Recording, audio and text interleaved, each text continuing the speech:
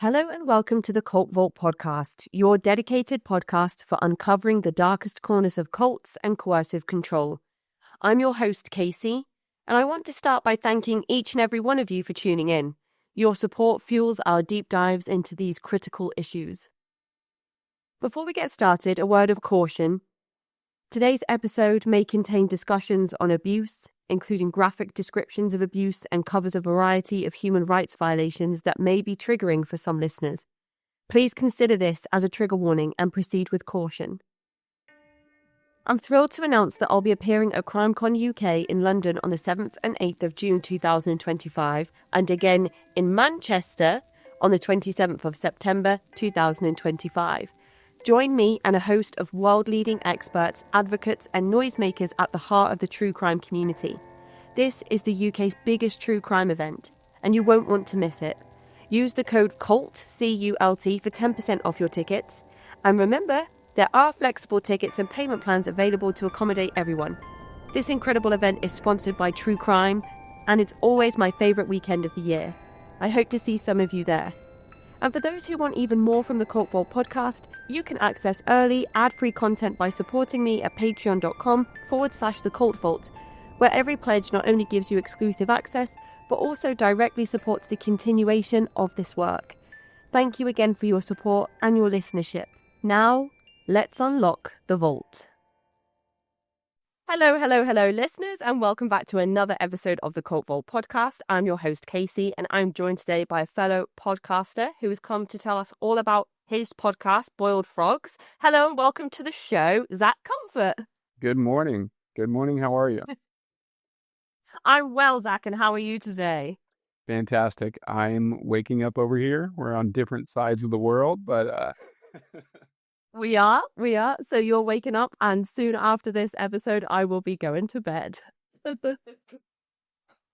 So it's funny for me to talk to you. I've had this comment said to me a number of times, but this is the first time I'm really experiencing listening to somebody in real time whose voice I've listened to through headphones in their podcast. So it's a strange experience. People always say, "Oh, I've listened to your show and it's funny to talk to you in real life." And now I'm on the receiving end, so it's fun to have that experience. But for people who may not have heard of the Boiled Frogs podcast and of you, Zacch, would you like to introduce yourself to the listeners? Sure. Yeah. My name is Zacch Comfort. I created the Boiled Frogs podcast. It's about a cult that I grew up in Oregon. It's on the west coast of the United States. And that's pretty much all about me. I work at a psych hospital. Yes, that's cool. That's all about me. The cult that is explored in the Boiled Frogs podcast is not one that I've heard of. And I loved how the podcast starts by explaining that so much of the makeup of this particular cult is recognizable in every other cult that has been talked about on this show, every other podcast, every documentary, every book, memoir. It's wild to me how similar this sounds to even some of the most notorious cults that are popular, if that's the right term to use, across different mediums. So there's so much to talk about today. Of course, I want to direct listeners towards the Boiled Frogs podcast because there's, that podcast will tell you more than we can ever fit into our conversation today. But for listeners who have not heard the podcast or of this particular cult, can you give us a summary? Yes. So it was started by a guy named Thomas Clyde Smith Jr. He went to jail for sexually abusing his daughter. He went to a psych hospital as well, and in the psych hospital, he had I think a mental breakdown.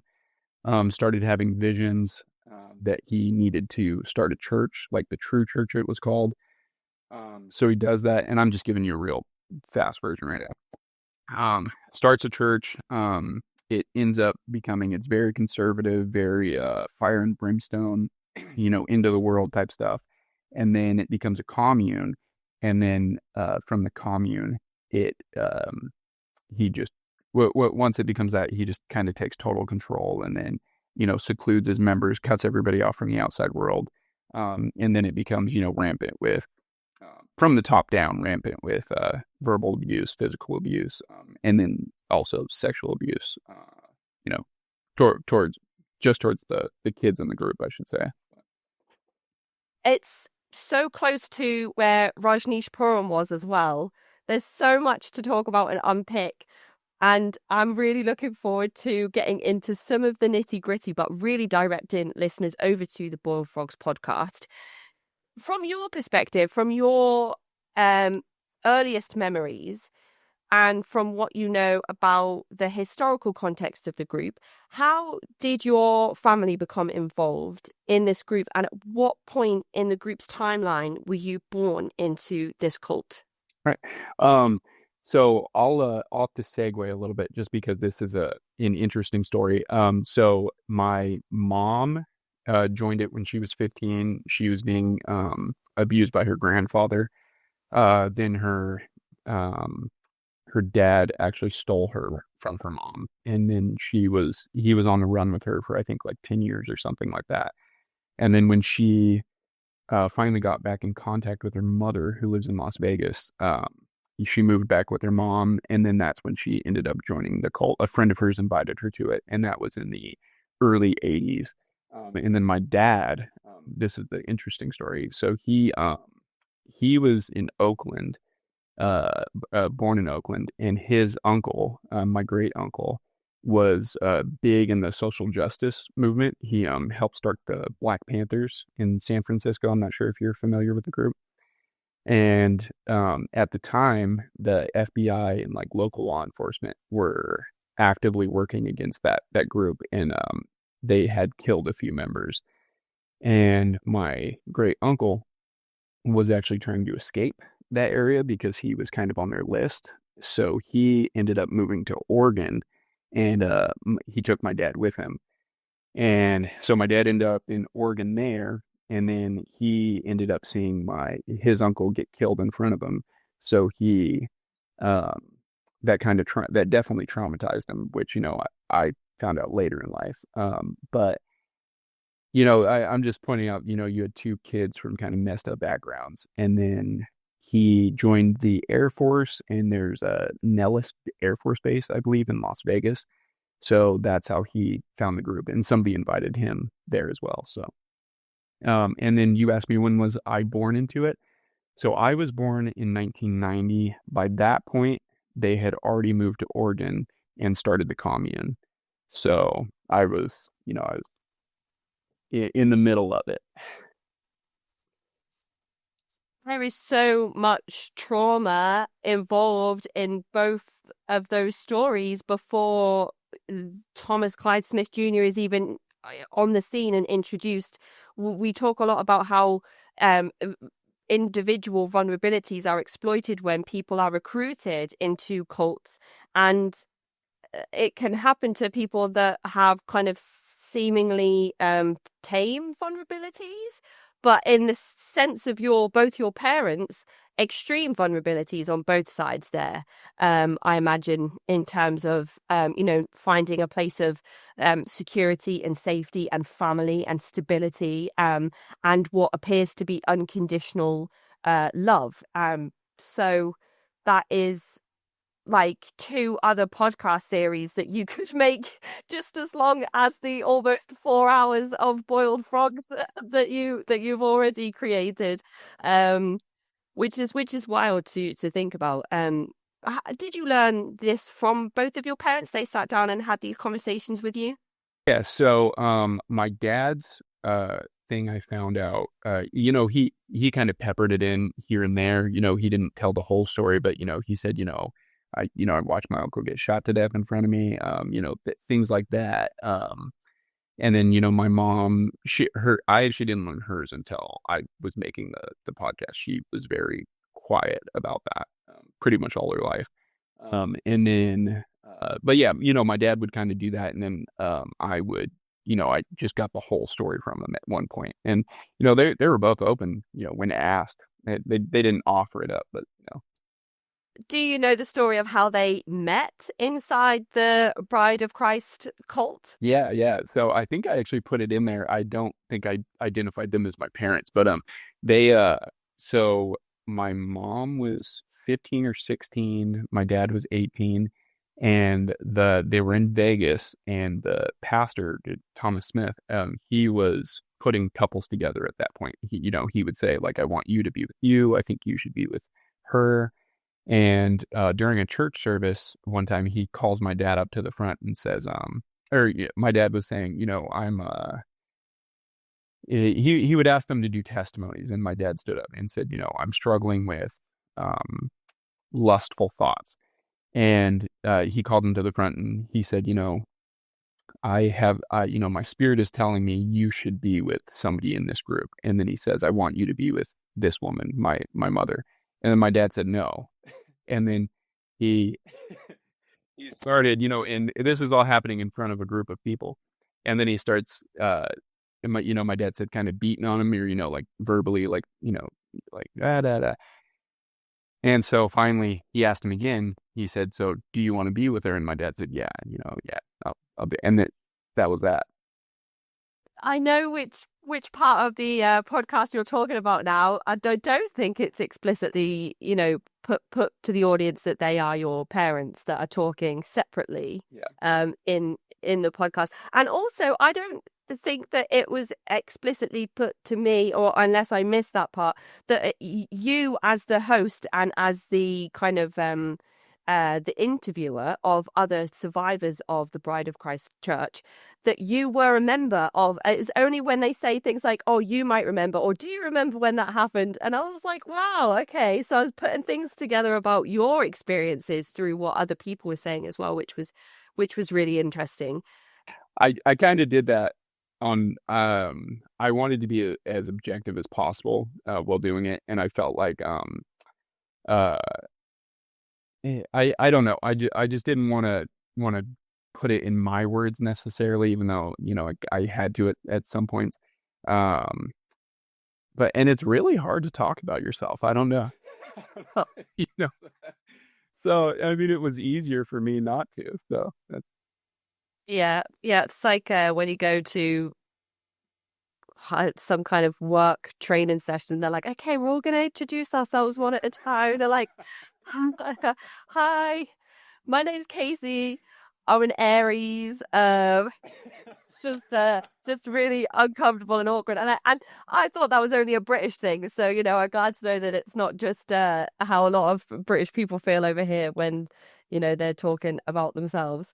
But your parents' situation and how they became married, it's not uncommon. Actually, it's kind of like a rite of passage in this particular group. Was it just being in Vegas? Was that just what made it easier for the pastor to enforce these relationships and marriages onto people? no. So he, and you might know more about this than me, but he kind of like, tried things. Like he would try, like, let's do this and see if people are okay with it. And if they weren't, he'd, step back a little bit. So one of the weird things he was doing, I did put in the podcast, was he was having members kiss him and kiss each other. And then he started specifically French kissing the women. And then he made out with a 14-year-old girl. And in front of the entire church. Like, this guy was wild. And, people, obviously they didn't like that. So they stepped back a little, or, he stepped back from that a little bit. But I feel like one of the things he was trying was like, hey, now I'm going to get people together. And, they were okay with that. But, I, what it sounds like is everybody just wanted to please him. So, Uh-huh. uh, I got derailed from your question a little bit. I'm sorry, but I think that's kind of why everybody went along with it, and then obviously it kind of solidifies his, like, if nobody's marrying outside of the group, then you're not getting a new perspective anywhere. So you're just you're in that little echo chamber. So I that's probably also part of the reason he wanted to do that.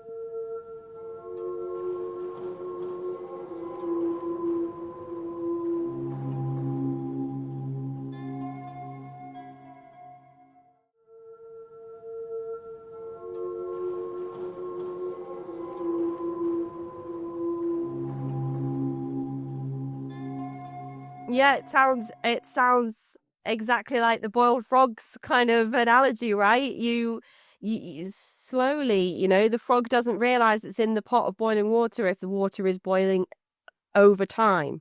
And it's also an interesting podcast title because of the pastor's early life. And wasn't he classed as like in some type of military capacity as a frog? He was called a frog as well. So that's the interesting part. So or one of the so he from the get-go. So I used to think that he really believed, excuse me. I used to think that he uh kind of wanted to be a better person in the beginning, and that he really believed in like Christianity and all this stuff, which he still could have, but he was huge on like people lying. So like if you lied, that was like one of the worst things you could do. But he started the group out with a lie. He told people he was a Navy frogman, which is basically like a Navy SEAL today. And I mean, he carried on through that the entire time. He started with it and carried on with it. And kind of like a delusion of grandeur maybe. But he was I got his military record, and he was a gunner's mate. So nothing close to a Navy SEAL. Um, but yeah, that was one of his claims to fame. He also said he was a undefeated boxer and all kinds of interesting things. It's just, again, it's linking this particular cult to other groups where the leader has just put themselves on a pedestal for falsehoods. Keith Raniere, L. Ron Hubbard, all of these cult leaders made these grand statements and facts about themselves, which just turned out to predominantly be nothing close to the truth. Right.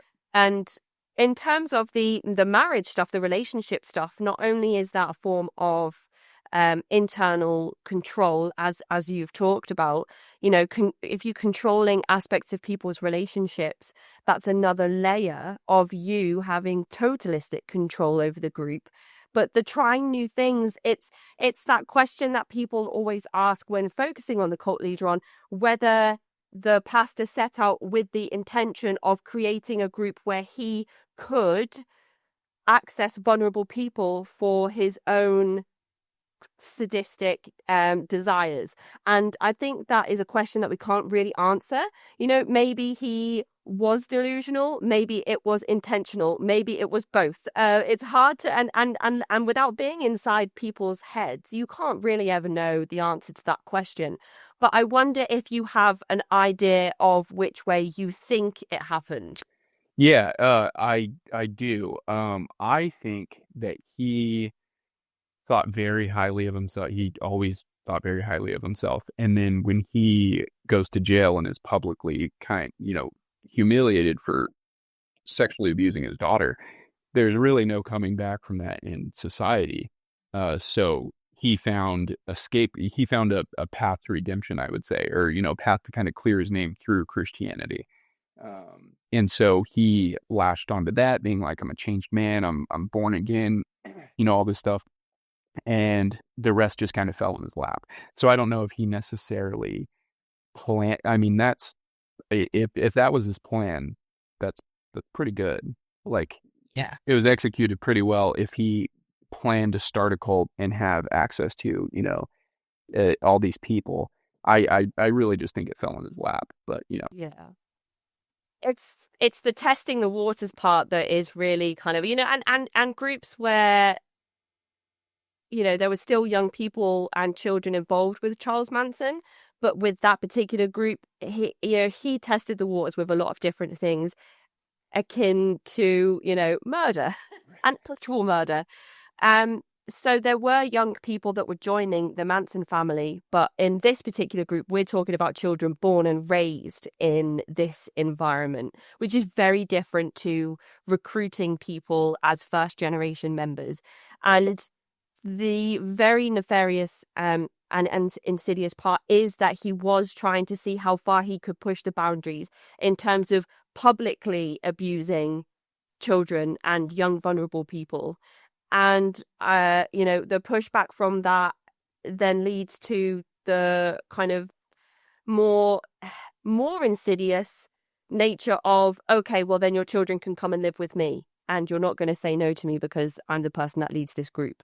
And I am the revered figure. And I dictate whether you stay in the group, leave the group, divorce from your partner, leave your kids, all of these really difficult things that come with, not being able to leave. Why don't you just leave the group? That really unhelpful piece of wisdom that Burra like to throw out there. Right. Just leave. You've got no money, you've got no clothes, you've got no family or friends, you've got nothing. Just leave. You'll be fine. So what are some of your earliest memories of the Bride of Christ Church? Oh boy. I was going to tell you too. You mentioned the Rajneeshi and Charles Manson. So the Rajneeshi, I've actually been to their compound, and it's. Do you guys have Young Life out there? No. Oh, Young Life. It's a Christian organization that has like these summer camps for kids and stuff like that. But they bought the compound and they turned it into this huge playground. So that's the Rajneeshi, and then Charles Manson. He actually was at the same psych hospital, I believe, for a short time that Thomas Smith was. So, but anyways, I'll answer your question.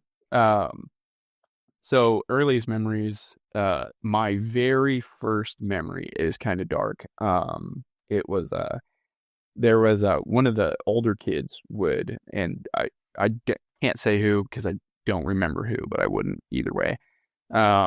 Would come into my room at night when I was taking a nap and at night and stuff, and just for no reason that I could think of, just put a pillow over my face until I passed out. Because I specifically remember the feeling of not being able to breathe and then just going black. And that happened multiple times. But that's like my very first memory. That's the only reason I bring it up. And then other than that, it was just a lot of sitting in church. Like this guy would have 4-hour sermons, and it was Saturday and Sunday. So wherever you lived in the state, you would drive there Saturday, have a church service, drive back Sunday, have a church service. And then the rest of the time, I mean, working, I remember being really worried all the time that the world was going to end, that people were going to try to kill us. He was David Koresh. That whole thing had just happened, the Waco incident. And he said, people were going to come after us. He thought very highly of David Koresh. There was this Ruby Ridge incident, which was up in Idaho. I'm not sure if you're familiar with that. I don't think that was a cult. I think that was a survivalist guy that got shot up by the FBI. And yeah, so being afraid of that. And then, for a solid, I would say 10 years, let's say 7, because, I really don't remember before 3. It was just working, church, verbal abuse, physical abuse, and then other stuff. But just a solid 7 years of that. And then, yeah. There's so much in the way you describe the labor, the children that are expected to, well, the level of labor that children are forced to participate in, and the consequences of not doing your day's worth of work as a child. And there's also the kind of public shaming and humiliation side of things that the pastor seemed to be very fond of. I've been using this new term, abusement. Like, I feel like he was very much one of these people that got amusement out of ridiculing and humiliating others in a public capacity, whether it was children or whether it was, men or women. And I also feel like what impact and effect does that have on other children who are growing up with this being a kind of a normal environment, this normalized abuse? What are we modeling our behaviors on? How much of that abuse is going back into the households with abusive men that have been married to women against the woman's wishes, and then that abuse is then in the household? So there's so much to really discuss. But I wondered if you could let the listeners know what the labor was like for children who would wake up in the morning and have to go and do all of this work. Right. Um, as strange as it sounds, that was the easiest part. The working was the easiest part. But yeah, I mean, I would wake up, or I mean, 5, 6 years old, wake up at like 4, 5, 6 in the morning sometimes, just depending on what I was doing that day. But go down, clean a chicken coop, move pipes, just do all milk cows, feed cows, which is kind of normal farm stuff if you think about it. But when you're doing that from 5 in the morning, 6 in the morning until 8 p.m. at night, and just go and go and go and I mean there's a lot of work on a farm, but yeah, I mean that was gosh, and then some. What the bad times were, one of the punishments they would do is you'd have to skip meals. So if you didn't do something or you got in trouble, you skipped meals or you just ate rice, like plain white rice, which is fine. But yeah, I mean when you're hungry, 14, 16 hour workday really takes its toll on you. Let me tell you. And how old are the children that are taking, you know, all of these chores on themselves? Um, I mean, me and my brothers all started working when we were, I mean, as soon as you could in some capacity. So I was definitely 5. My brother, same thing. And my brother was in it. When we left, he was 14. So he had been working that whole time. And as you get older, obviously the workload increases, your responsibilities increase. So, you can do more things. And then one interesting thing is they had a construction company, and all the boys were expected when they become a certain age to go work for that company. That construction business, like kind of like side story, is wild. Is there a way you can kind of summarize it for the listeners? Oh man. Yeah, so uh, I I'll try. But yeah, so the construction business was interesting. They had a cabinet shop and a construction business, and all the men would work at the cabinet shop for 8 hours, and then they'd go do construction for 8 hours or more. And they really weren't sleeping a whole lot, so a lot of guys were like starting to hallucinate, and that was one of the interesting things I thought was like if you've ever stayed up so long. I did a marathon recently, and uh I stayed up for a really long time. It was a broken up marathon. It's called Hood to Coast. And so you run for 7 miles here, and then somebody else runs and blah blah blah. But we were up basically for like 40 something hours, and with that exertion, I was getting a little loopy. So for you for you to work at so much that you're hallucinating, I mean that's a lot. Um and the construction company, so the guys would be gone all week, um, working, and they got to come home on the weekends, and they would go to church, see their families, do whatever. And if the guys were in any kind of trouble, they would stay on the job site for the weekend and work. So I hopefully that summarized it a little bit. If there's anything else. It does, yeah. I just it was just like a wild part of the podcast when some of the construction workers found out how much money the construction company was worth or how much it was Yeah, they generating. they they were making millions, and I mean they didn't get paid. So the whole structure of the commune was uh any money that anybody got, and in the beginning, I don't know if we'll touch on this later, but I'll just tell you a little bit now.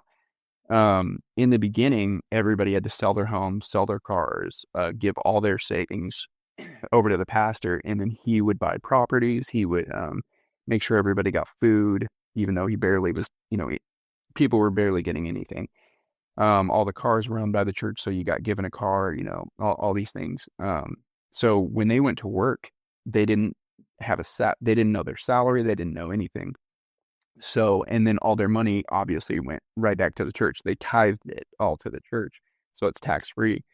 Um, and or the the church is tax free because it's a religious organization. But yeah. And then one day the accountant was just kind of like, hey, we cleared $1 million so far, and they were like, wait, what?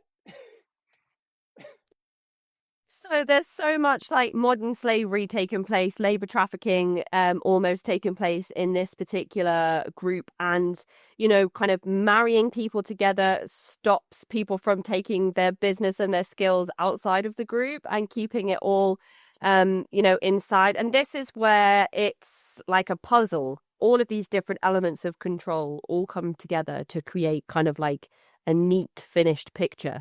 And if you were to take one of those bits away, then the picture is incomplete and it doesn't work anymore. So if the construction business wasn't there generating that much money, there either would have had to have been something else in place to generate that type of income for the leader, or the kind of level of expanse that he was able to achieve wouldn't have happened. And that kind of leads me on to the point, at least I imagine, I mean, I'm just kind of throwing stuff to the wind. I don't know if any of that is true, but I'm going to say, in my opinion, that's what I think maybe would have happened. But then he ups the group and moves everybody to Oregon. Why do you think he did that? What were his intentions? And I mean, did it help him to further his intentions? Yeah. So he wanted, he obviously wanted some control, but it kind of coincided with this prophecy that he made. He said that, and apparently he went on the news. I couldn't find the news clip anywhere, but it might have just been in the newspaper. But he said the world is going to end on this date. I think it was 1988 or 89, something like that. And he said, if it doesn't end, then I'm a false prophet and blah, blah, blah.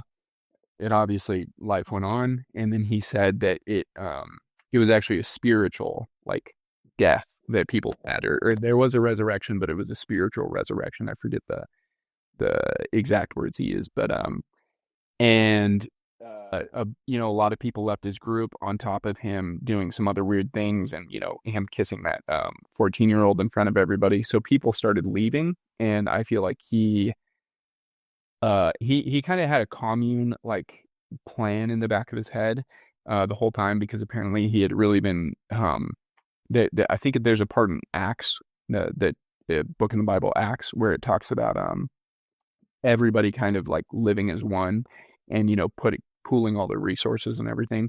So he'd be teaching on that, getting people kind of warmed up to it, and then finally one day he said, "Okay, we're gonna do it."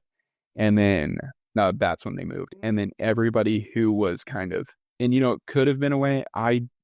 Here's the thing: I don't know if he meant to do this stuff, because it seems like really high level manipulation. And like, to be able to do that, I feel like you have to be like specially trained, and he definitely wasn't. But he he kind of separated everybody who was in for the long haul and everybody who was just kind of in, by making that.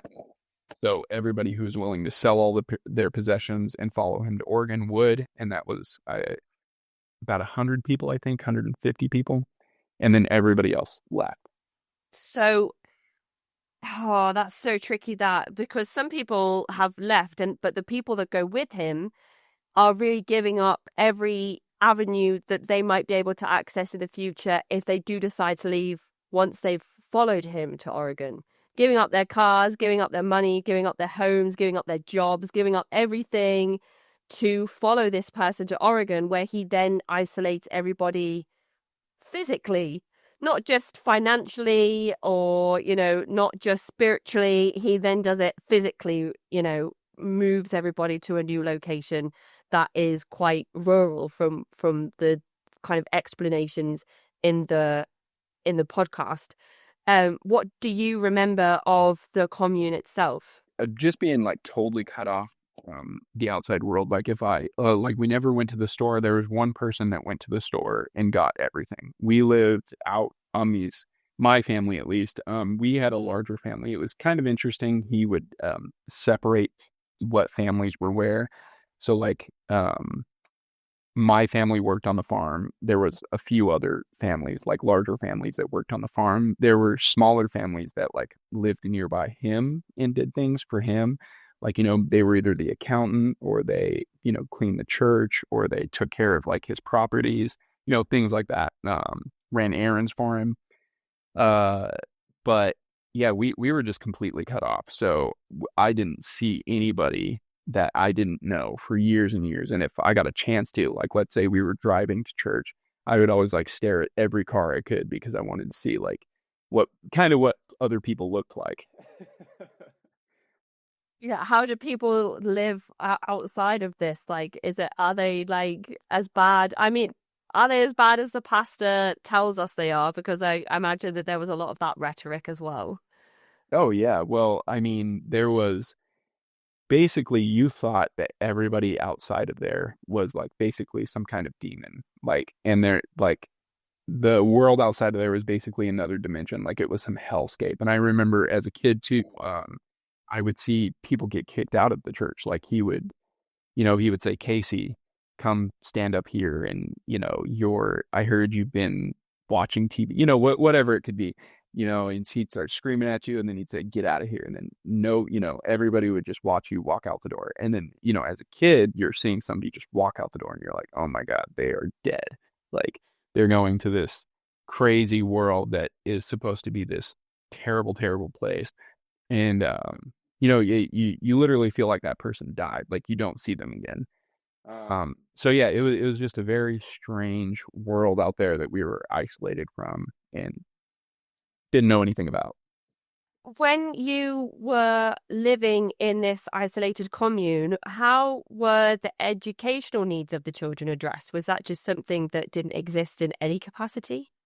No, they actually had a school where everybody would meet when we were younger. Like in the mornings, you would do your school. And I forgot about this to mention. Uh, because there was a lot of work as well. But you would meet for a little while because I learned to read, I learned to write. Obviously, you learn basic math. But that was it: reading, writing, basic math. I don't remember learning anything else. And then also after a certain point, I stopped learning things because if you got in trouble, you didn't go to school. And then there was really nobody checking on your homework. Like at first they kind of were, and you would get in trouble if you didn't do your homework, but then it kind of seemed like that took a back seat. So work was more important than doing your homework, or doing your scores. But it was all these sheets and stuff. So you definitely learned a little bit. But as I can only speak for what I can remember learning, reading, writing, and basic math. Um, and then I would say by the time I was like 7 or 8, I can't remember doing any kind of schoolwork after that. The people that were responsible for running the school, were these teachers or people from educational backgrounds that joined the group, or were they just people that were given that job? There were people that were given the job, but I do think there was one lady. I think she was a teacher beforehand, if I remember correctly, and that was kind of her job was to teach the kids, and they did. I definitely learned to read and write.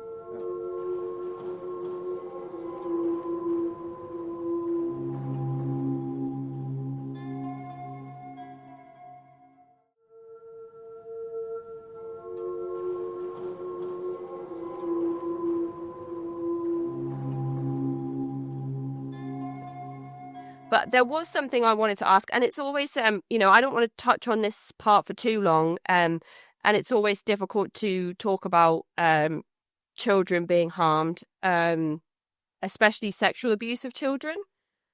And there is some mention of that in the Bald Frogs podcast, something that was extremely prolific under the pastor's kind of leadership of this group. It's almost like it sounds to me as if he created a haven for himself as a paedophile, and other paedophiles recognized that, and he invited them in, almost like creating a boys' club for people that want to harm children. That's how it felt when I was listening to the Bored Frogs podcast. I don't know if you have or want to say anything about that part of the podcast. No, you're right. And I didn't realize that until I was making it and, talking to a bunch of people. And I mean, these guys, they kept everything they were doing under wraps. I mean, nobody knew what the pastor was doing to the kids. Nobody knew what some of the other members were doing to the kids that were also pedophiles. And one of the things that he did was there was back in the 80s, there was a pretty prolific case where this guy had picked up a hitchhiker. She was a younger girl, cut up her arms, sexually assaulted her, and then left her for dead. When that guy was getting out of prison, the pastor invited him to our group, and that made the news and everything. But that's one case you're talking of. That guy was a pedophile, and he wanted him to, or a sex offender at the very least, and he wanted to bring him in. Another pedophile actually joined that group, hearing of that instance on the news. He saw that instance on the news, and then he came and joined the group. But yeah, I don't know how he would have found them, and been like, "Hey, we have similar interests. You should come over here." But that's just the way it happens. Mm-hmm. I mean, it's always really uncomfortable and difficult to talk about.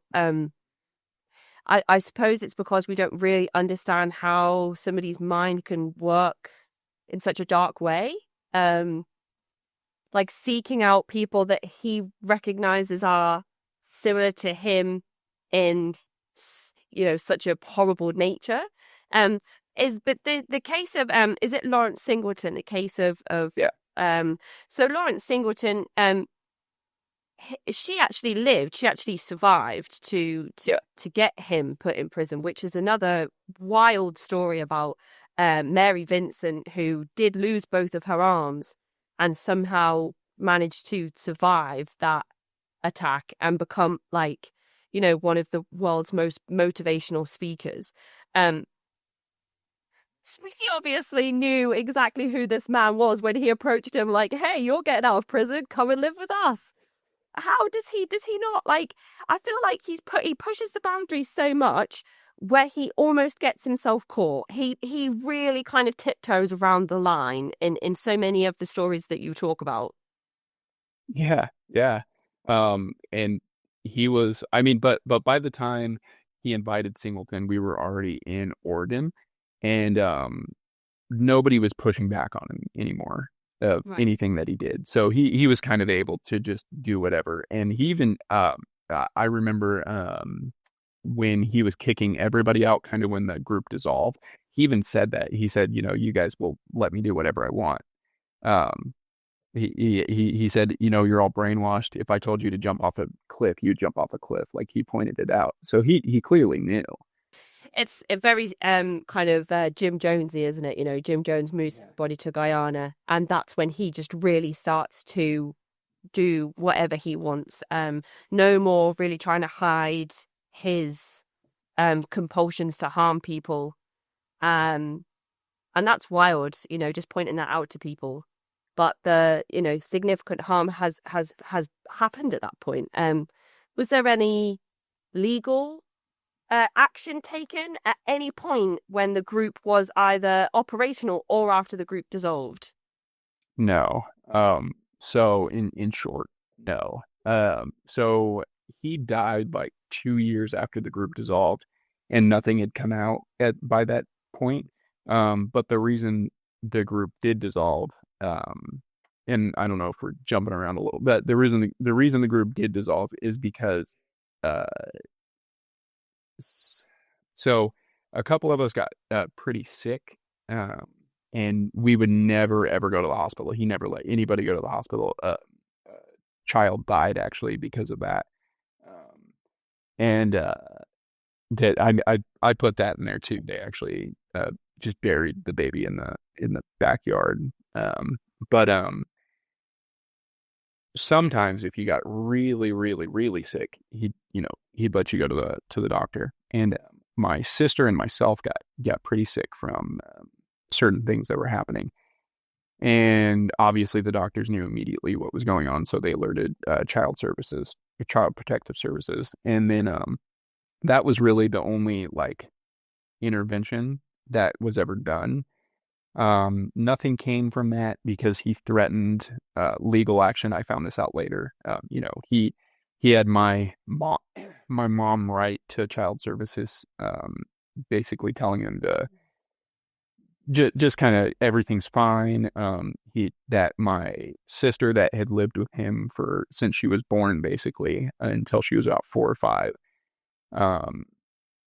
She wrote a letter to them, I believe, saying, he forced her to do this, saying that she had lived with us the whole time, not with him. And then he had his lawyer reach out to them and, threaten them with all kinds of stuff, and it was dropped. And then at the same time, I personally think that kind of spooked him, because within like a couple months, he kicked everybody out and dissolved the whole thing. Mm-hmm. Yeah. Yeah. Interestingly, giving lots of instructions on how to kind of leave the group as well, on who to speak to, who not to speak to, what to tell people. I thought that was very telling, just the way that he went about dissolving the whole group. I don't know if you want to mention any specific parts about how he instructed people to leave.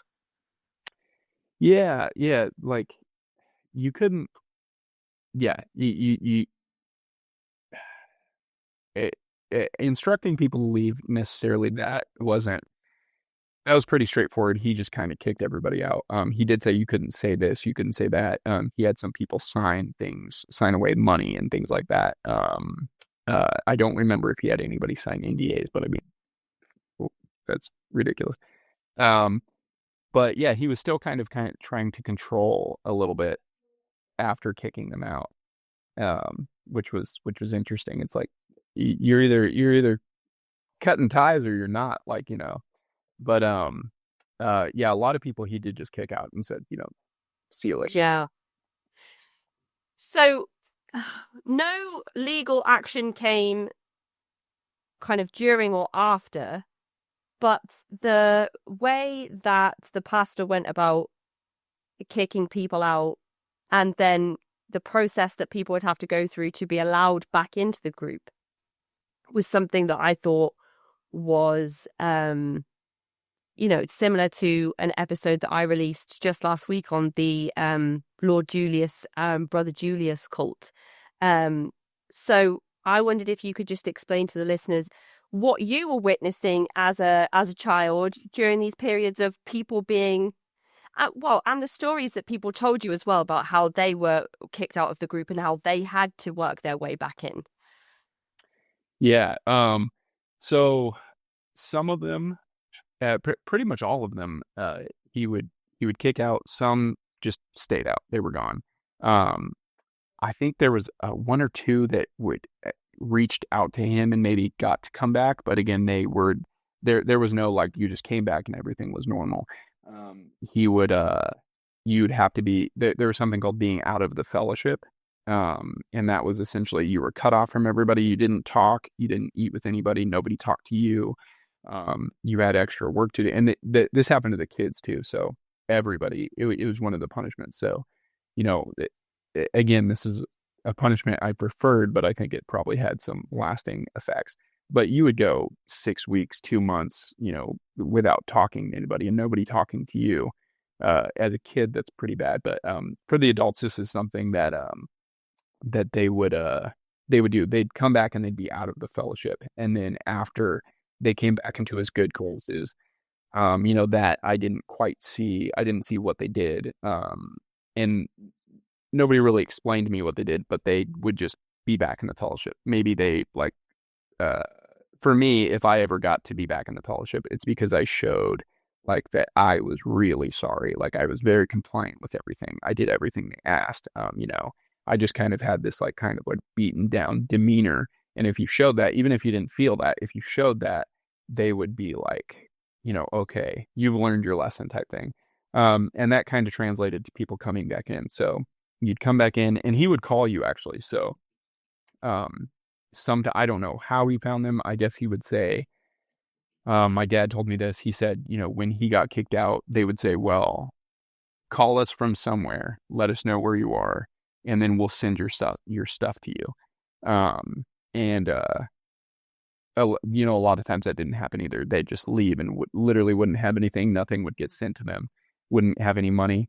But anyway, so my dad did that, and then they called him and asked him if he wanted to come back, and he said yes. That also seems like that's an interesting form of like manipulation or just kind of messing with your psychology, like your mind, of like kicking you out and then bringing you back type thing, like taking you back, and you're lucky that we're taking you back. But yeah, that was the thing. I remember my dad got kicked out, and then I thought I was never gonna see him again, and then like I don't remember how long he was gone, a couple weeks, maybe a month, and then he was just back. I didn't even know he was back. I just saw him in church because he wasn't allowed to talk to anybody. So I just saw him in church, and I was like, what is he doing? I thought he was gone. And then, he couldn't talk to anybody. I remember I wanted to go say something to him, but I wasn't allowed to. And then, gradually he was allowed to come back and live at home. But even when he was at home, he couldn't talk to anybody. So he was allowed to live at home, but he couldn't talk to anybody in his home. And he would stick to that. Like, wouldn't say anything to his kids, wouldn't say anything to his wife. He'd sleep in a different bedroom, eat, separately from everybody else. And then eventually he was allowed to talk to everybody and then, be back in the group. And that shows you just how strong social proofing is. This kind of I can kick anybody out on a whim shows the level of control and authority that the pastor has over the group. And just to threaten that he will do that is probably enough to get somebody to abide by like a silence restriction. Again, very similar to what the children of God were practicing with children.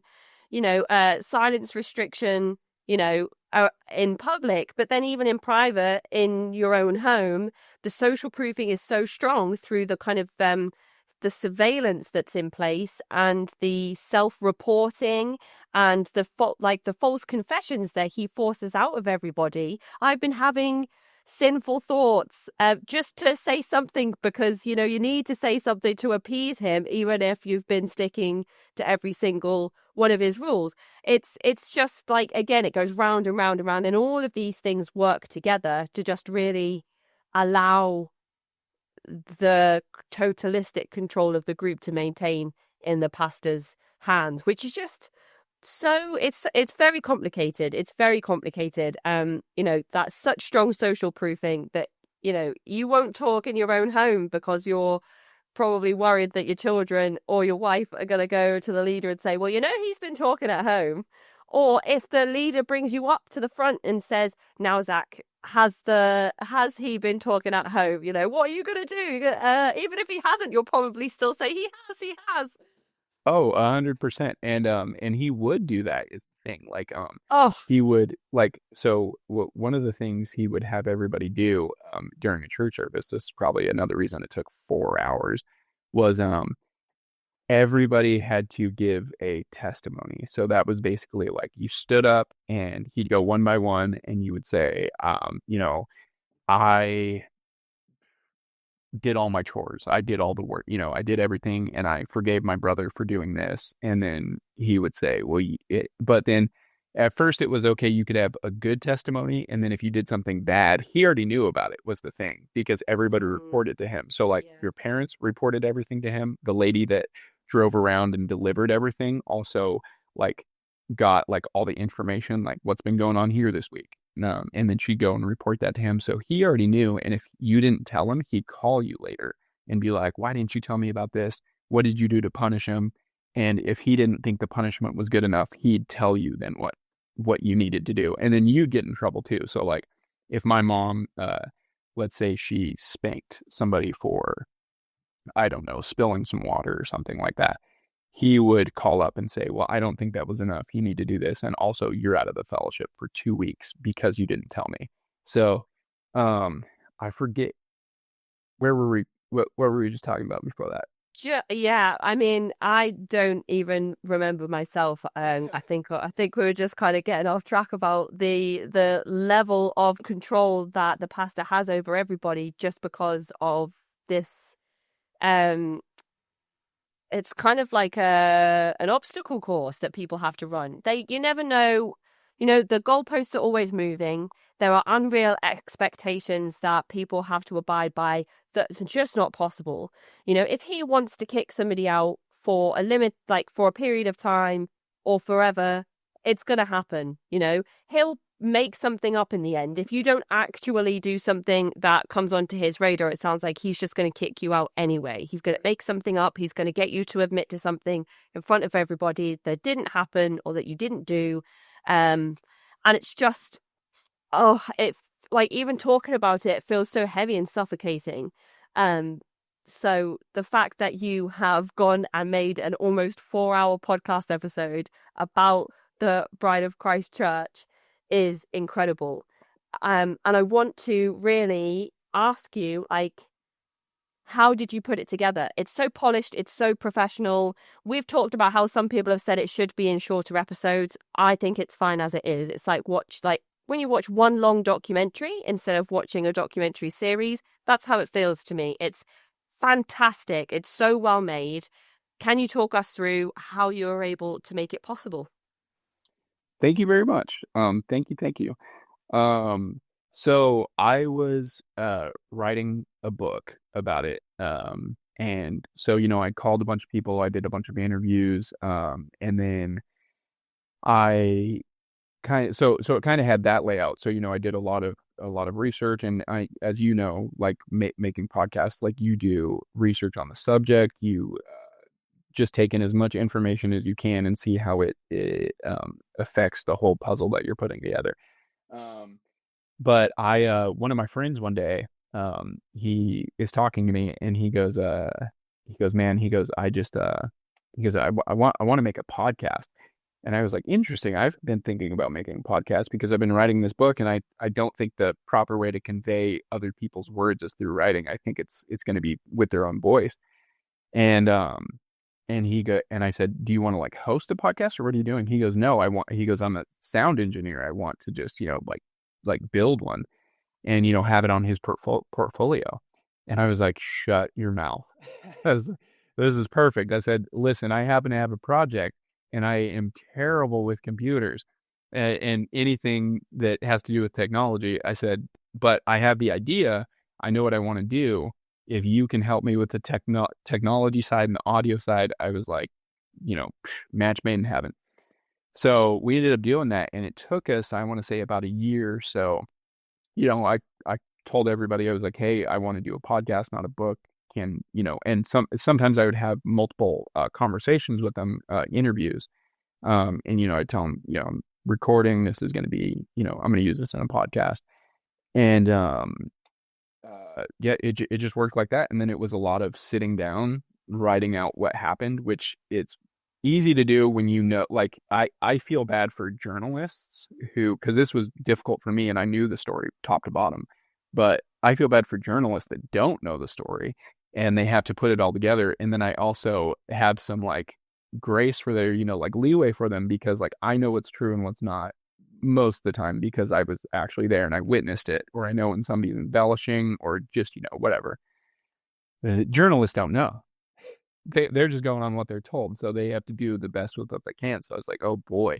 But anyway, so, I just laid out the story and then at certain points, I used the audio from the conversations that we had and let the people that were there as well explain from their point of view what happened, what it was like, and just use their own words. And then my friend, Zacch Broberg, he was wonderful.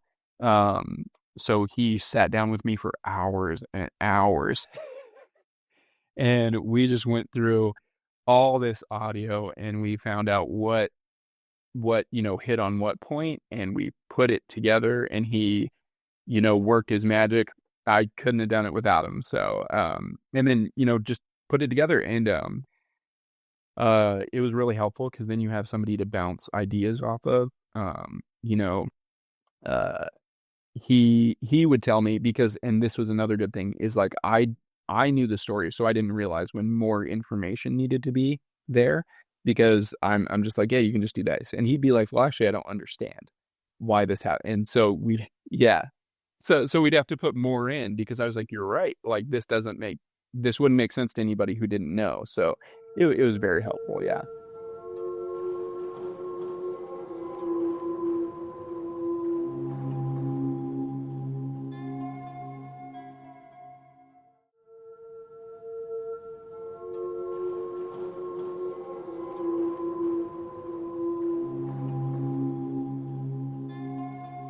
I was gonna say, the Zach and Zach show sounds it sounds so great. You two working together. But you mentioned that you have this insight and lived experience, personal experience, and you know the story, but also kind of that's the burden of knowledge sometimes, because what seems obvious to you and what seems like, well, I know that happened, is like, oh, actually, if I don't say it, if I don't put it in, then I can't bridge those two things together. So you had a really good dynamic by the sounds of things, of being able to kind of bounce ideas off of each other and support each other. It's such a shout out to the other Zacch, because it's such a well made show. And the way that the interviews are woven together and how the whole thing is kind of chronologized is really well done. And just quality wise, it's well done as well. So Zacch sounds like a fantastic sound engineer. And hats off to him for helping you get this project made and help you get your experiences out there, not in book form, because sometimes that's just not, or maybe the book needs to be accompanied by something. So there is this piece of medium now that's in the world, and it's awesome. And yeah, I didn't listen to it all in one go. I imagine that unless you've got a really long commute, most people wouldn't. It's got a lot of heavy subject matter in, as I'm sure listeners can tell by this point. And I think, just to be mindful of my own mental health, I was listening to the podcast in segments. But that didn't take away from the impact that the overall podcast had. It's so well done. And so thank you to other Zacch and to all of the people that were interviewed for the podcast as well. And to just have that out in the world is educational for those that don't know about cults, and validating for those that have the unfortunate lived experience to go by. Right. Thank you so much. Yeah, and he'll be thrilled to hear that, because he was kind of unseen in the background, but yeah. I've got a question here on my list of kind of how, when, and why did you leave? I'm guessing that it wasn't your family's choice or your choice. It was just the cult blew up. Right. Yeah. Yeah, no, man, nobody was leaving. I would say after 1995, maybe. No, before that, 1992. Up until 2000, nobody left on their own. It was, he kicked everybody out. I take that back. There was one family that did leave, but they were leaving right when everybody got kicked out anyway. That's kind of why they get, brushed under with that. But they did want to leave. She was over it, and she asked her husband if they could leave. But yeah. So the Child Protective Services thing happened, and I think that kind of spooked him, because he had been doing all this and he didn't want to get found out, so he kicked everybody out. But yeah, it was nobody's choice. My family certainly didn't want to leave. I actually remember we had a meeting. This was a couple weeks before he kicked everybody out. We had to go to this one of the properties that he owned, and everybody was there, and he basically let every adult go by and basically make their case for why they should be able to stay. And I remember at the end of it, because it was a big warehouse that we owned, and I was like laying on a pallet, like on this warehouse floor, And I remember listening to everything, and I was a little disenchanted by that point anyway. So I just remember thinking like, what a bunch of I wouldn't say I thought it was a bunch of like nonsense, but I had a feeling like oh my God, like why, like kind of why at that point. But even though I was scared to leave, I also didn't want to stay. But yeah, everybody was just like pleading to stay, and then when they were done at like 2 in the morning or whatever, he uh he said, "Okay, I'll give everybody one more chance." And then everybody got to stay, and it was just really it was really yeah, I can't really explain the kind of not environment, but the feeling that was around those like past couple weeks. But everybody just kind of felt like they got I don't know, just it was really down, like even more so than normal. Like everybody just felt like defeated and down and like kind of like I don't know how to explain it other than that, but Yeah, a really heavy atmosphere by the sounds of things, and um, and just abusement again. I'm just going to keep throwing this portmanteau in there that I've come up with this week. Just having everybody grovel to him again, like for his own satisfaction, I imagine. Like, what else could you? He knew he was going to disband the group, and he's just trying to siphon out every tiny little bit of narcissistic blooming ammunition that he can, or blooming I don't even know what the word would be. What do they call it when people are like they've got his fix, his narcissistic fix? He's like, I need everybody to just, like revere me one more time before I run away with all of their money and all of their possessions. So you're around 10 years old at this point? yeah. Oh gosh. I mean, I don't even know where you start in asking how you integrate into society after living in in this environment your whole life. Yeah,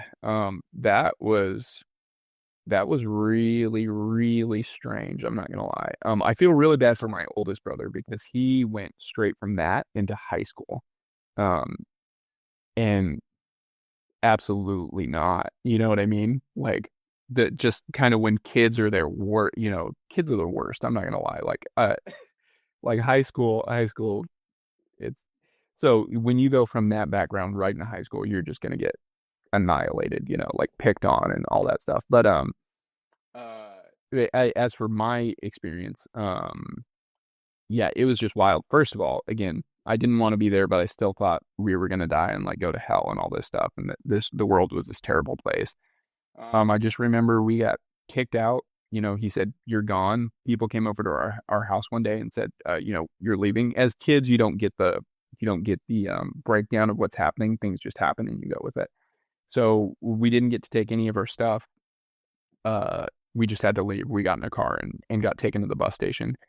And they apparently my parents had a conversation with their family before this happened. So he kicked them out. My mom called her mom. And nobody had spoken to their families in 20 years at this point. So, there was this whole conversation. A lot of tears were going on. But her mom said, basically, you, your husband, and your 9 children can't come live with me. Um, and so my dad called his sister, and she said, yeah, you guys can come live with us. Um, yeah. Here was another interesting part is some of those kids, some of my siblings, didn't live with us. Like we had never lived with them because they lived with other families. So now you have these kids that are your siblings, but you don't feel like they're your siblings, right? In that moment and for years after, because because they're kind of not at that point. Um, so now you're with kids that but they're not your siblings, but they are, and now you're going to your aunt's house in Oregon. Oh gosh, Yeah. that is so bizarre, isn't it? It's kind of there are parts of the podcast where you mentioned that um people were married off to each other, and then when there were more men than there were women in the group, then the young girls were being promised to the to the adults, the adult men, which kind of gives me FLDS vibes, especially because people would be having baby girls and then those girls were being promised. It's like, okay, if that, um it's just wild. And then there was just a lot of people gifting babies, and it was expected that you would gift a baby. So I didn't even realize that you had 8 siblings and that you weren't even all together. That's an even more bizarre experience than, not only are you integrating into typical society, you're also integrating with a family that you don't really know. Yeah, yeah. And yeah, I guess I could have put that in there. That I think that was some of the stuff I cut out. But yeah, no, and that was huge. And the taking of kids thing, and you might know a little bit about this, or more than I do. He didn't at first he didn't tell people like give me your kids or like your kids are going there. He would just say like my wife needs a child. She can't have children, even though she had children of her own that he made her get rid of or leave behind. She can't have any more children. I've been praying that God, and he couldn't adopt because he was a registered sex offender. So he basically said, "This is what I need," and then let his followers, you know, come up with a solution of their own. And because, like, I don't know, do you think that he was basically telling? I think he was telling them, you guys should give me one of your kids without saying it. What do you think? I think so. I think the thing that you mentioned at the beginning about testing the waters with kind of like increasingly shocking and illegal behavior, and then realizing the reaction to, kissing a child was not going to get the reaction that kissing the adults had. He realized that he needed to then find a way to implicitly tell people what he wanted, which was just, um, you know, uncensored, unlimited access to children, which is what he got in the end. Right. And I, it's hard to be kind of somebody on the outside listening in about how there was no legal action. I don't know how you feel about that then. I don't know how you feel about it now, learning all of the things that happened then, but you didn't understand or you weren't privy to knowing when you were younger. I mean, yeah, it makes you really mad, especially when I mean when it happens to you, you kind of deal with it however you do, but it makes me more mad knowing the other kids that it happened to for some reason. I don't know why. But like you just kind of think like what a piece of shit, you know? Um, and sorry, I've been trying not to cuss this whole time, but uh You can swear as much as you like. This is you. This is your episode, Zach. You say it how you want to say it. There was plenty of swearing and cussing in Boiled Brox, but I feel like sometimes there's not really any other way to articulate what you're trying to say without putting, a few F-bombs in there. Right. Yeah, I 100% agree. So but yeah, you just kind of yeah. You also try not to think about it too much. If you think about it too much, you just kind of spiral. So you just put it to the side. That's something you can work out in therapy. Probably should work out in therapy, and I'll have a better answer for you. But I wanted to not get away from your question either of kind of like integrating into society. So some people did pretty well. Like I did okay, and some people didn't. They became like heavy drug users, heavy alcoholics, just really awkward. I was really awkward as a kid. And but one thing I did that I kind of helped me cope, and this is I'm not advocating for it, but one thing that helped me cope was I was really drawn to like kids that got in trouble and getting in trouble and kind of like like criminal behavior and I just kind of felt like it was a middle finger to authority. And I really liked that. Like I liked being like, oh, I'm going to get in trouble. I don't care. Um, type thing. So I just kind of did that I was homeschooled from 10 to 12. And then, because my brother was having such a hard time in high school that they decided to keep the rest of us out. And so my first day in school was seventh grade. So went into middle school when I was 12, and then kind of gotten with a interesting crowd, and then that just kind of escalated and escalated, and I ended up that a lot of drugs were going on.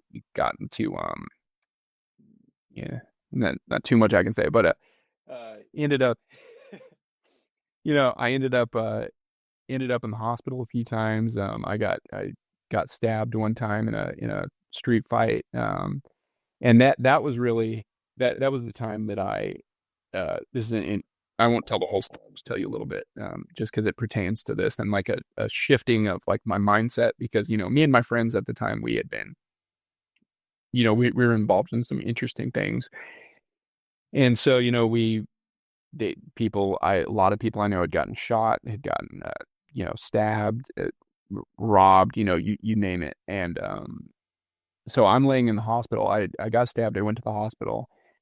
I went home the next night, or the following day, and one of the wounds was in my arm, and at night my bicep tendon snapped.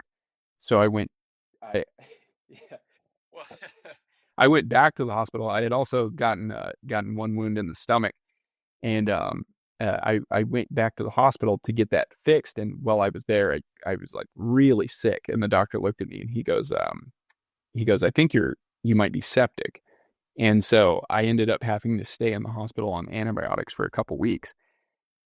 And while I was there, I'm just laying in a bed, high as a kite for a couple weeks, and I was really thinking. I was like, man, kind of, what am I. Like,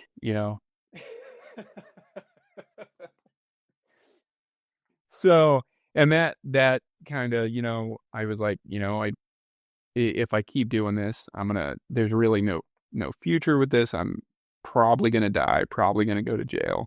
Um, why am I doing this? What am I doing? And not long after that, I kind of rerouted the trajectory of my life, you could say, and I, decided to be a, functioning member of society, I guess. But that's kind of how I integrated. I drug use, uh, have being around people that made me feel, you know, uh, good, I guess. And that really, I was kind of susceptible to anybody at that point. Not that I was around bad people when I got out. Some of my friends that I made were still for like we were playing video games last night. I love a lot of these guys. But nobody ever said anything nice to me or any of the other kids for 10 years. So anybody that gave you any kind of acknowledgement or said anything that made you feel good, you just kind of totally went with it. So it's getting really bright here, isn't it? But yeah, I mean, you just kind of, I could see that if somebody who had bad intentions were to groom me in at that time, I totally would have gone for it, because, I could have fallen into another cult at that point if they said the right things.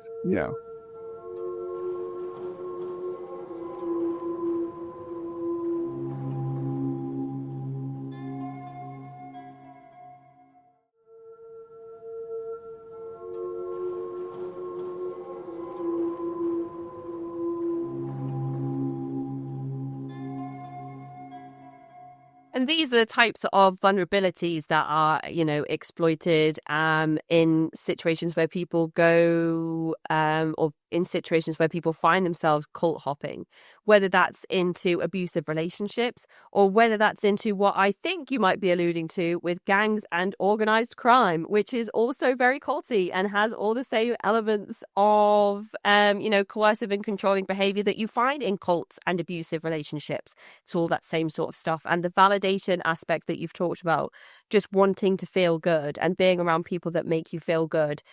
So that's great that you have some stable friendships that you've been able to generate post cult and to maintain. Are you still in touch with anybody that you were surrounded by when you were in the cult?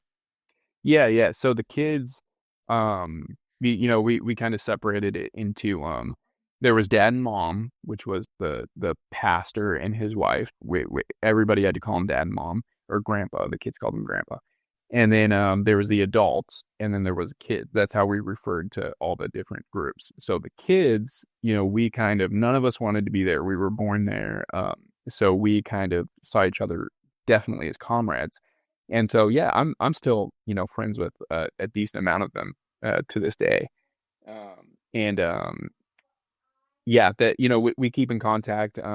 Some, I would say one or two of them, one died recently, but we were, we were much tighter, and then everybody else would, we're just, we talk every once in a while, meet up every once in a while, but yeah. And what was the fate of your parents who were kind of put together? Are they still together? Did they fall in love? Or were they just kind of like two people that had children together? Almost immediately got a divorce. Um, Okay. Okay. uh, but there were other people that did stay together. Um, whether out of, it was just comfortable, or they actually did develop feelings over the time. There's actually a couple that still together, and they're very happy together.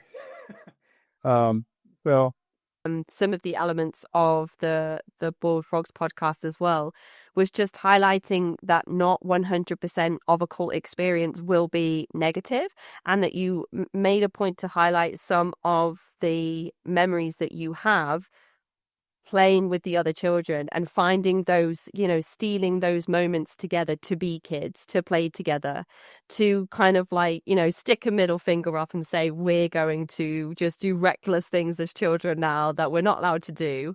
That rebellious nature of children coming through in those quiet stolen moments in the podcast. And I think it is important to highlight those points. It reminds me of reading Bexy Cameron's book when she talks about being in the children of God and stealing those moments as children as well. And again, David Berg, he was grandpa. He was, Father Berg, dad, and then he became grandpa. So it's again like I don't know if Thomas Clyde Smith Jr. was like reading out of that playbook, but there are so many similarities with the communes, and even with 12 tribes communes now finding mass graves of infants where people haven't been allowed to access healthcare, medical care, emergency services. Yeah, it's wild how many parts of all of these different groups we talk about overlap with each other, and this one also has a lot of those elements as well. So the Bride of Christ cult, covered extensively in the Boiled Frogs podcast by Zacch Comfort. It's available now on all major podcast players. I'm looking at it here on the Apple Podcast page. There's a review that says 5 stars, well worth the 4 hours. Don't be intimidated by the length, or if you are, you can listen in chunks. It's definitely worth the time. Zacch does a great job of painting a picture of what day-to-day life was like in the cult. He also explains very effectively both why people joined this cult in the first place and why they stayed despite the horrific conditions and treatment. So, what an endorsement that is, Zacch. yes, thank you to that reviewer. Thank you very much. So, if you had to give some advice to survivors, cult survivors, survivors of coercive and controlling behavior, what advice would you prioritize? And if you had to give advice to somebody that wanted to make a podcast about their experiences, what advice would you give there? Oh boy. As far as like survivors, I would say, and my friend actually told me this is why I ended up talking to a therapist at all. Because I didn't for a long time. Because I thought I can just, I can figure this out on my own. But he was like, if you could make $1 million in a day, or you could do it in 100 years, which one would you choose? And I was like, oh, a day. Right. So you could figure all this out on your own, or you could expedite it. Right. So I would say maybe go to therapy, and do it as soon as possible. And don't jump like you touched on it. I was going to say this. Don't be very careful of people that make you feel good out, right outside of that. And then don't jump back into another group like right after, because I've seen that too. I saw, there was another group up here, Mars Hill. I don't know if you've heard of that one, but it basically some members that were in our group started going to Mars Hill right afterwards, and it was like a very similar group. And I was thinking, why would you just go from that to that? But it's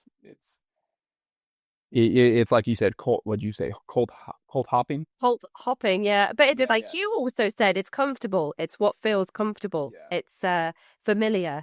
And even though it's not safe, being in a kind of hyper vigilant state, always in a state of fight or flight or fawn or all the other F's that people keep adding on. Uh, it's just to be in that heightened arousal is what is normal. So sometimes when people are safe and their body can relax, that is actually stressful because they've never, especially kids born and raised in cults, they've never experienced that. And that itself can be like, oh my gosh, what's happening to me? Like my heart rate is slowing down. Like, oh no, I'm in danger. Because you're not in danger, your body thinks you're in danger, which is just absolutely like mind boggling. Right. But yes, yeah, you touched on it. It's comfortability, isn't it? It's familiarity and comfortability, I think. Yeah, and no co-oping. And I would say too, for anybody that knows somebody that is in a group like that, high control group, anything, I would say if it's extreme, like mine was, without judgment, just give them a place they can go to. Like, be like, you're always welcome to come here, because one of the main reasons people don't leave is because they have nowhere to go. And even like my mom, her mom wouldn't take her in because she was like, oh, I can't take you, and I can't take 11 people in right now. But just if they know they have somewhere to go if they need it, that's big. And then obviously don't like attack their ideology head on. You're not going to get anywhere. Just one thing that worked for me, and this was years later, just as far as like changing the way I think, was just asking questions. And I realized, and it could just be me and the way I think or anything, but I hope it will work for most people, is if you ask me a question and I can't give you a good answer, I'm going to go looking for an answer to give you. And if I can't give you a good answer, I'm going to rethink why I think that. You know what I mean?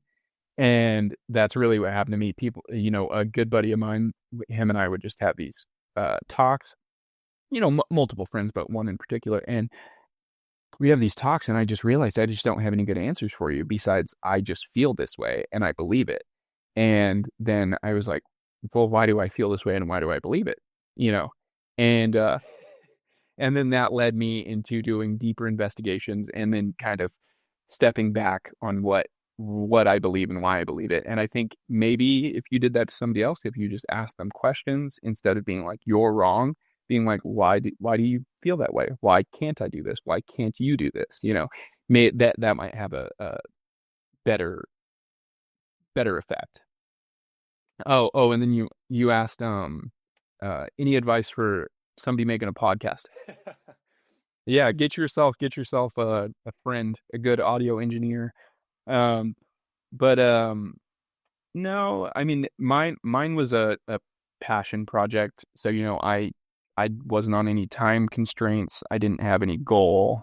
I just wanted to put the story together. Um, if that's your goal, I would say take your time with it. And then don't, if if something's unbelievable, try to fact check it, try to get multiple people cooperating that can endorse that. You don't want to put anything out that's not true. Um, but yeah, other than that, just really take your time with it. Don't, I think you said, either in email, or during our conversation, take a break too. Like, it's heavy, like especially if it's heavy. If you were involved in it, it's doubly so. But even if not, like, don't let it take over your mind and kind of your personality and like everything. Just kind of, dip your toes, and if you feel like it's getting to be too much, step back and then come back when you're ready. Well, both of those things were spoken like a true podcast expert and a true cult expert, All of the things that we have heard from the experts when they come on the show is the things that you've just relayed. So I think that shows how much you must have learned in your own deconstruction journey and your own recovery journey to not only understand your experiences, but also to put the podcast itself together as well.